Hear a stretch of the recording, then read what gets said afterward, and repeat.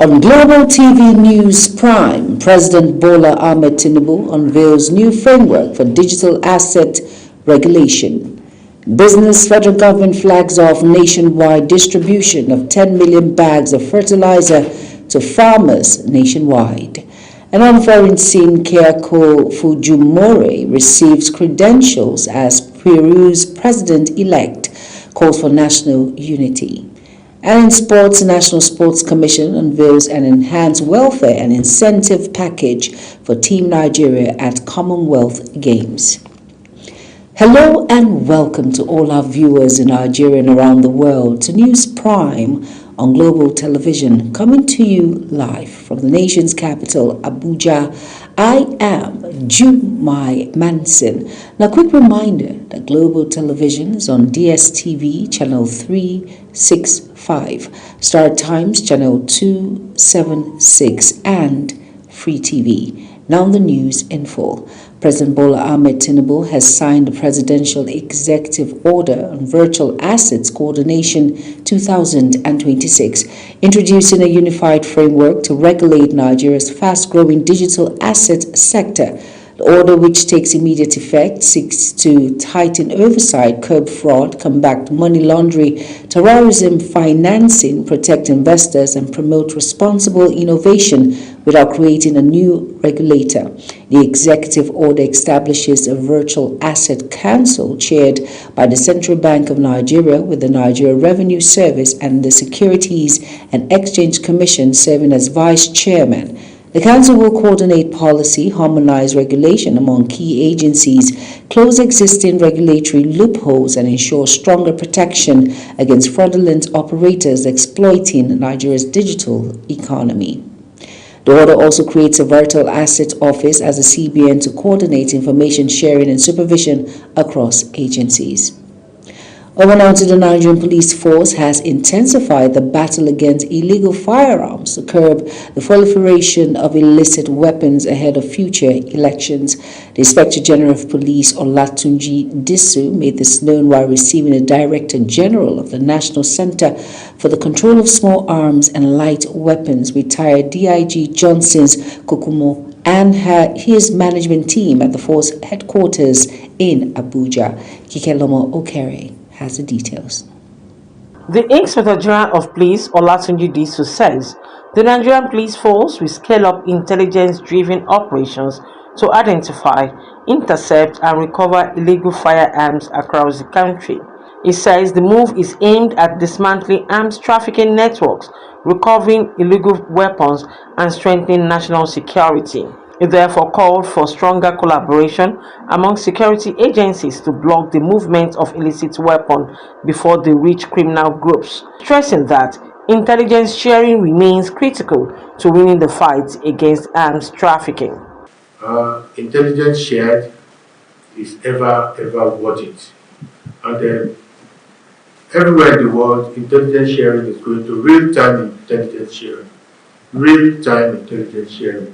The police chief also announced plans for a joint nationwide campaign to encourage the voluntary surrender of illegal weapons. He identified porous borders, waterways, and illegal local manufacturers as major channels fueling the influx of illicit firearms and directed stricter armory management, regular audits, and stronger accountability measures to prevent the diversion of government-owned weapons.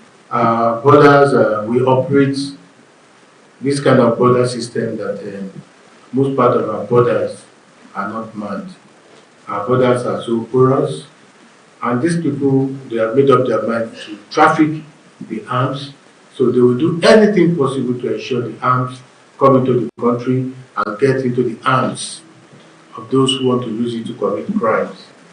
Earlier, the Director General of the National Center for the Control of Small Arms and Light Weapons, retired DIG John Kokumo, called for greater collaboration among security agencies, government institutions, development partners, and local communities, saying a coordinated national approach is essential to tackling the spread of illegal arms.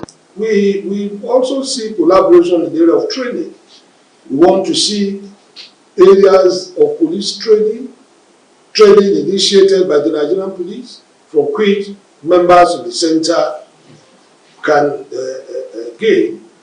And the center too, as I've said before now, in collaboration with our international partners, will keep on putting in place training programs for which the Nigerian police can equally benefit. With political activities expected to gather momentum in the coming months, the renewed offensive against illegal firearms is aimed at preventing weapons from falling into hands of criminals, reducing election-related violence, and strengthening public safety across the country.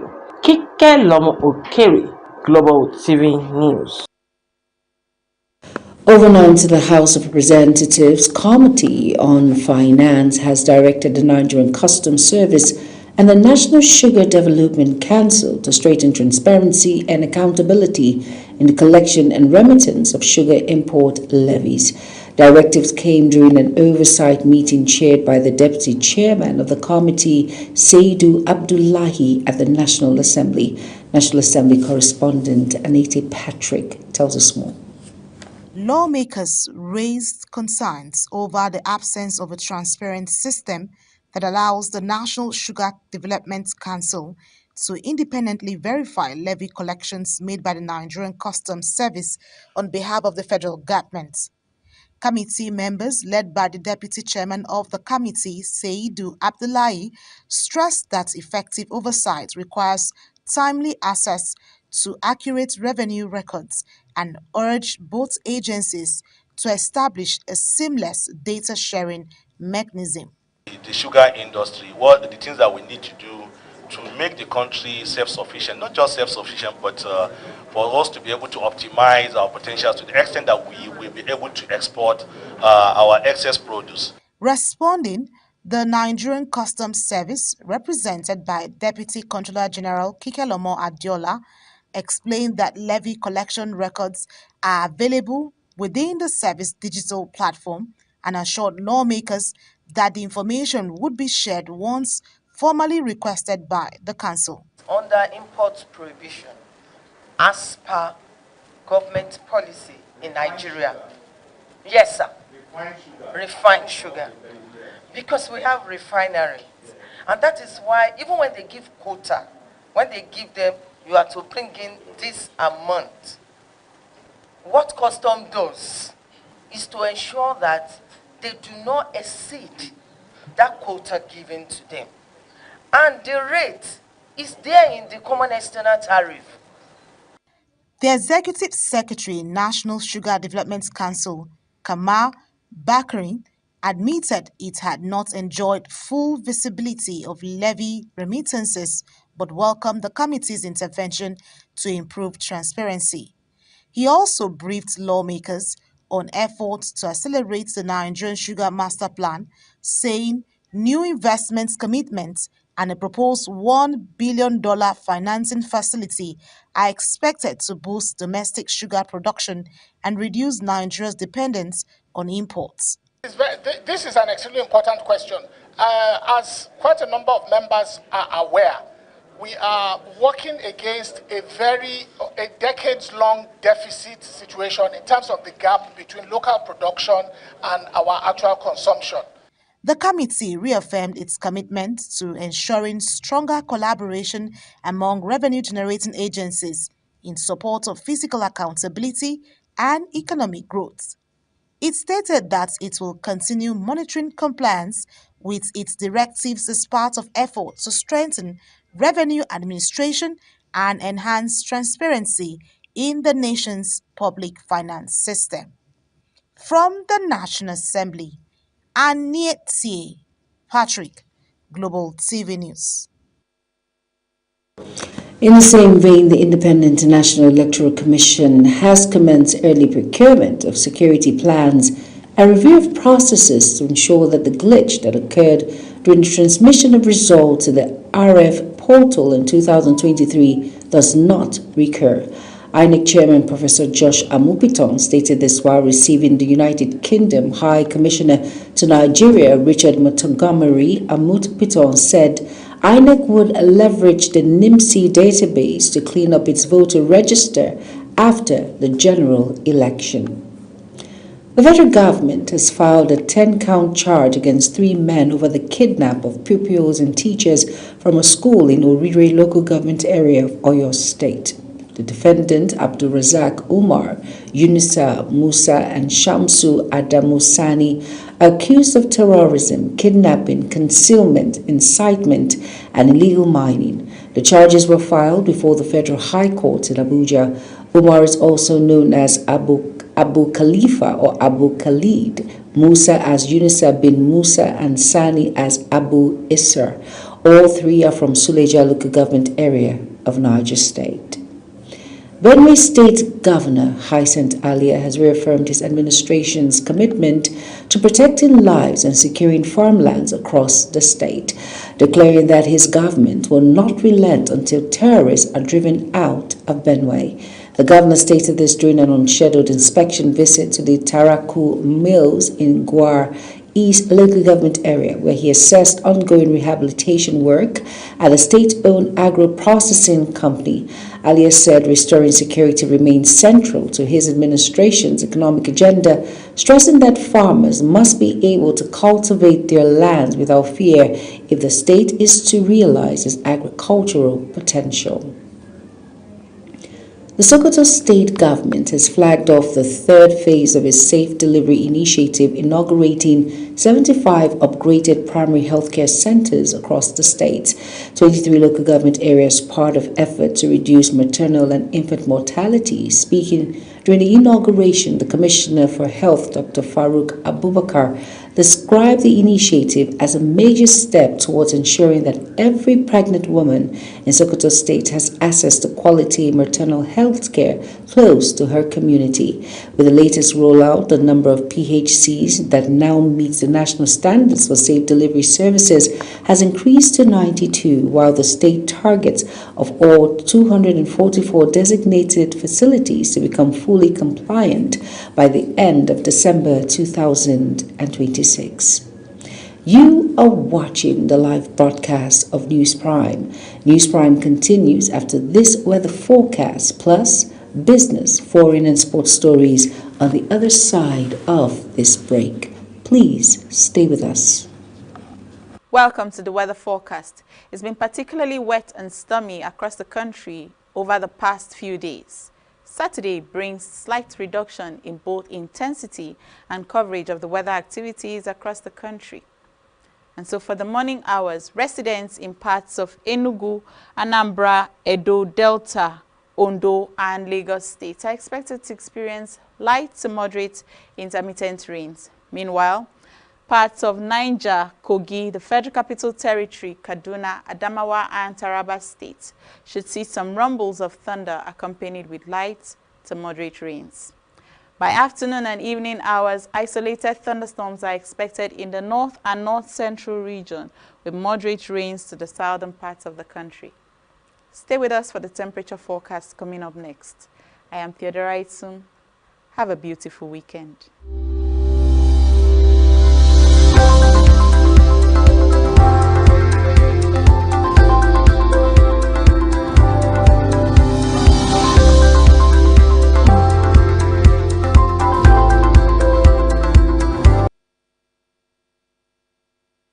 You're welcome back, and if you're just tuning in, this is News Prime on Global Television. Thank you for staying with us. In business now, President Bola Ahmed Tinubu has unveiled plans to transform Nigeria's cocoa sector through local processing, industrialization, and value addition as part of effort to diversify the economy, create jobs, and boost non-oil export earnings. Represented by the Minister of Agriculture and Food Security, Senator Abubakar Kyari, the President announced the initiative at the 2026 Cocoa Value Addition Summit in Abuja. Now, the President said the federal government is shifting from exporting raw cocoa beans to processing them locally in order to increase foreign exchange earnings, attract investments, and improve farmers' incomes. He disclosed that Nigeria now has an annual cocoa grinding capacity of over 120,000 tons, while a 70,000-ton processing facility is under construction in Shagamu. Tinubu also highlighted the rollout of 100 improved cocoa seedlings to farming communities to increase production and climate resilience. The federal government has flagged off the nationwide distribution of more than 10 million bags of fertilizer and unveiled a guaranteed minimum price scheme for 2 million smallholder farmers under the Renewed Hope Smallholder Support and Value Chain Fund. Speaking at the launch in Zaria, Kaduna State, Minister of Agriculture and Food Security, Senator Abubakar Kyari, said the initiative is designed to improve access to farm inputs while guaranteeing markets for farmers' produce.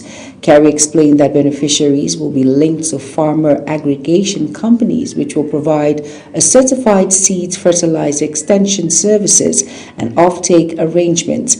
He will say that the new model ensures farmers receive timely inputs during the planting season and are protected from exploitative market prices through a government-approved guaranteed minimum price of harvest. Also speaking, the managing director of the Bank of Agriculture, Ayodele Sotiri, said the program aims to boost productivity and strengthen agricultural value chains nationwide. He disclosed that nearly 300,000 farmers have already been enrolled with over 1.1 million bags of fertilizers and 16,470 metric tons of improved seeds being deployed across more than 20 states through the 20 farmers aggregation companies. Women and elders of Amagbo Nguru in Ungar Okpala local government area of Imo State have taken to the streets in protest over alleged illegal land mining in their community. They accuse operators of destroying farmlands, degrading the environment, and worsening insecurity, while calling on government to stop the activities. Amarachi Ibe tells us more.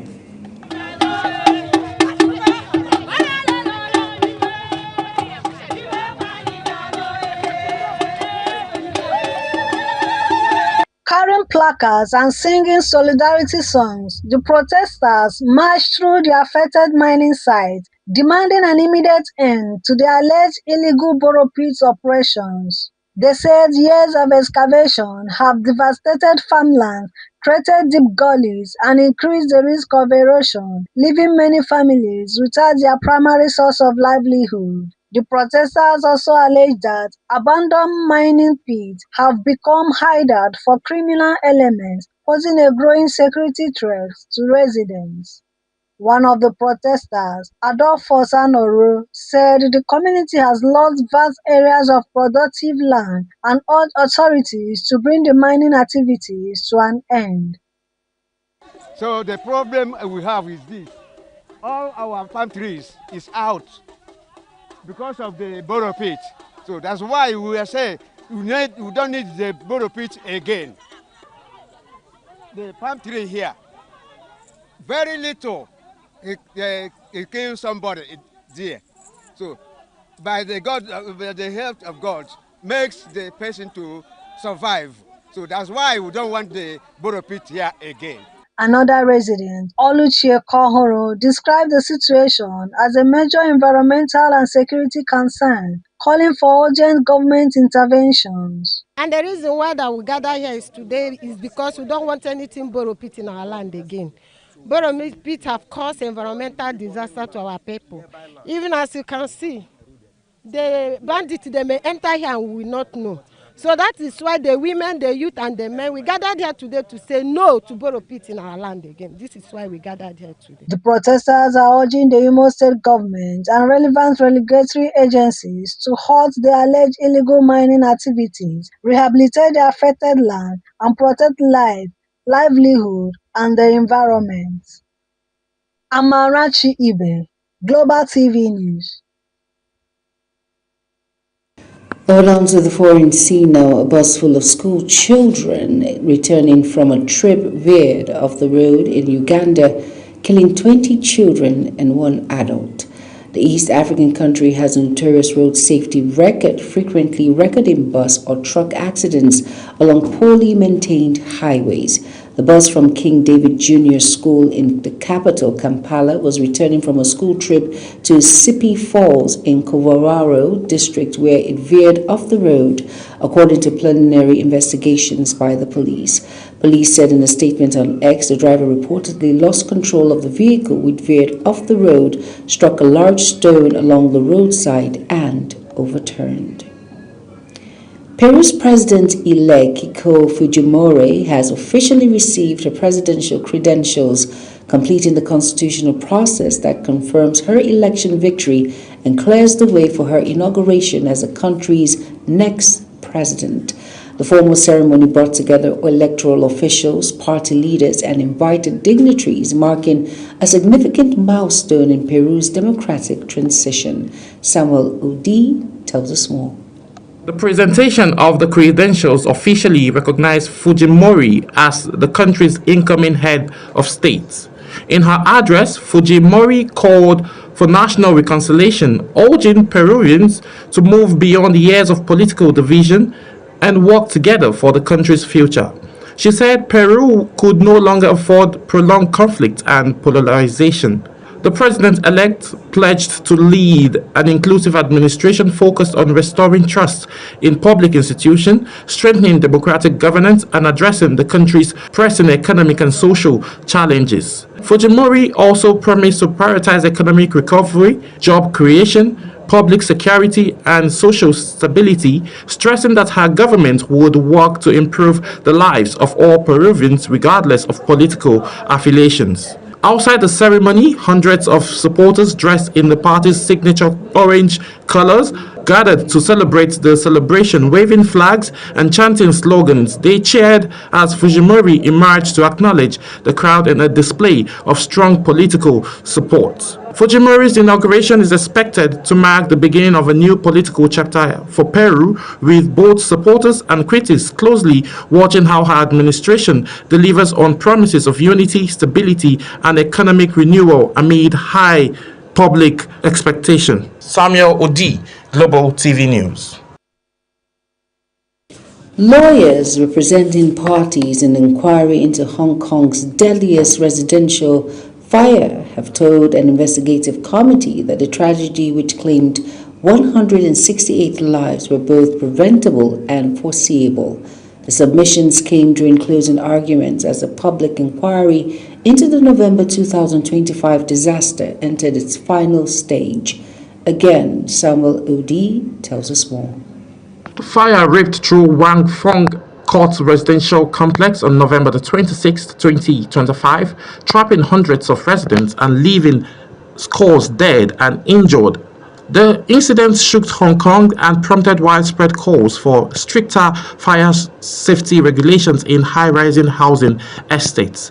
During the hearing, lawyers argued that multiple warning signs were missed and that failures in fire prevention, emergency preparedness, and building safety contributed to the scale of the disaster. They maintained that timely intervention and proper enforcement could have significantly reduced the loss of life. The inquiry has examined evidence from emergency responders, government officials, building managers, and fire safety experts to determine whether negligence, regulatory failures, or safety lapses played a role in the catastrophic event. Investigators have also scrutinized the building's fire protection system, evacuation procedures, and compliance with safety standards as families of the victims continue to demand accountability and meaningful reforms.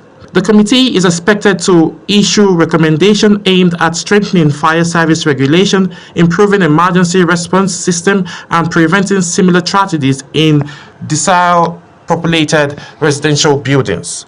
The findings of the inquiry are expected to shape the future housing safety policies in Hong Kong, with authorities under pressure to implement sweeping reforms to restore public confidence and better protect residents from future disaster. Samuel Odi, Global TV News. In sports news now, with just 6 days to the start of the 2026 Commonwealth Games in Glasgow, the National Sports Commission has unveiled an enhanced welfare and incentive package for Team Nigeria, reaffirming the federal government's commitment to improving athlete welfare and rewarding sporting excellence. The package, approved by NSC Chairman Shehu Diko and Director General Bukola Olakbade, provides improved travel support, increased camping allowances, competition incentives, and upgraded performance rewards. For the first time ever, athletes and officials received 250,000 naira each for flights to the national camp in Abuja, alongside another 250,000 naira to facilitate their return trips after the Games. Football's global governing body, FIFA, will assess match reports before deciding if they take any action over Argentina's players holding up a banner reading Las Malvanas son Argentinas following their 2-1 victory over England. A British minister had called for FIFA to look into the incident following the World Cup semi-final match in Atlanta. FIFA released a statement late saying they were assessing the match reports. As Global TV News Prime comes to an end, let's take a quick look at our top stories again. President Bola Ahmed Tinubu has signed a presidential executive order on virtual asset coordination 2026, introducing a unified framework to regulate Nigeria's fast-growing digital asset sector. And in business, the federal government has flagged off the nationwide distribution of more than 10 million bags of fertilizer and unveiled a guaranteed minimum price scheme of 2 million smallholder farmers under the Renewed Hope Smallholder Support and Value Chain Fund. And on foreign scene, Peru's President-elect Keiko Fujimori has officially received the presidential credentials, completing the constitutional process that confirms her election victory and clears the way for her inauguration as the country's next president. And finally, in sports, with just 6 days to the start of 2026 Commonwealth Games in Glasgow, the National Sports Commission has unveiled an enhanced welfare and incentive package for Team Nigeria, reaffirming the federal government's commitment to improving the athletes' welfare and rewarding sporting excellence. And that's it on News Prime. Here's a quick reminder that Global TV is on DSTV channel 365, Star Times channel 276, and Free TV. Now kindly follow us across all social media platforms now showing on your screen by using @Global TV NG. I am Jumai Manson. Thank you for watching.